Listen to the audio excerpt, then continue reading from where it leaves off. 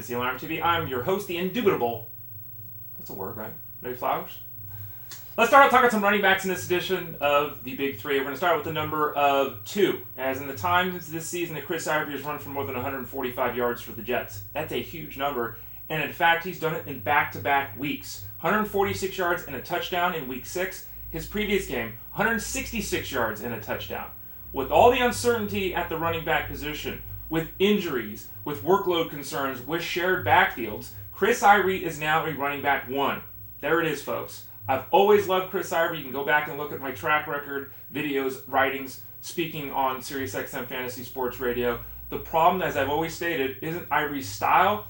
Well, actually, it is his style. It's great to watch at football. It leads to this success, but it also leads to a lot of hits and injuries. Can he sustain health? That's the big question right now. If he can, in that Jets offense, he is going to be an RB1. He's never been able to stay healthy when he's had a full workload. We'll see if he can do it for the first time in 2015. Second number of the day is 2, as the number of touchdowns in Week 6 for Jonathan Stewart against the mighty Seahawks. Time to admit, folks, the Seahawks defense isn't what we thought it would be this year. It's certainly not what it's been the last few years. You can't necessarily see Seattle on the score sheet and think, I have to run from every player playing that team. And Stewart was a good example of that.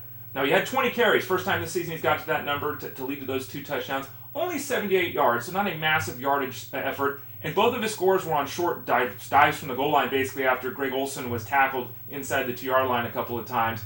But Stewart ran hard. He moved the pile. He looked good against a still potent defense, even if it's not what it once was. Jonathan Stewart finally coming through after a third of the season being a really mediocre football player in the fantasy game. And then the final number of the day is 23, as in the number of touches in Week 6 for Ronnie Hillman. 3 catches, 20 carries. He went for 111 yards on the ground. Ronnie Hillman is now the running back to own with the Broncos, period. Now, C.J. Anderson still touched the ball 17 times, but he produced like 66 yards. It was a dream matchup against the Browns. He did not come through. Hillman had more touches. He was more productive. He clearly is the back to own. C.J. Anderson is a depth play at this moment. It's almost like he's a handcuff for Ronnie Hillman. Now, it's hard for me to trust Hillman fully. He's a small guy. There's questions about his ability to pass protect. He's questions about his ability to stay healthy as well. He's only got 2 games this year with more than 45 yards rushing. They were both over 100 yards, and it happened 2 of the last 3 weeks. Again, Ronnie Hillman is the guy.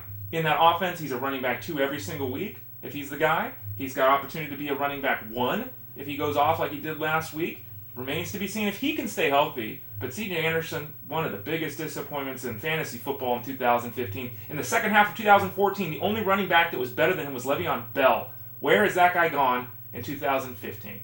Ray Flowers, Big 3, Fantasy Alarm. Don't forget to visit us, fantasyalarm.com. We've got all your fantasy sports needs, well, at least most of them, covered at fantasyalarm.com.